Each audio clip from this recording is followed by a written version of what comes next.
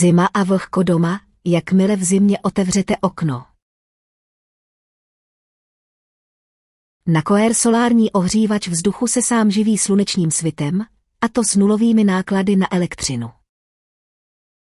Zároveň větrá a topí a zvyšuje teplotu o 5 až 20 stupňů.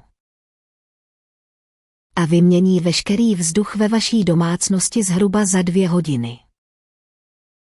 Teplý suchý vzduch vytlačí vlhký, zatuchlý a vydýchaný vzduch. Chaty, garáže, skleníky, komory, sklepy, nainstalujte jej a vše zůstane suché. Žádná zásuvka, žádný plyn. Zaplatí se za 2 až 3 roky. Chytřejší než kupovat odvlhčovač a topidlo zvlášť. Zajímá vás, jak se hodí do vaší domácnosti.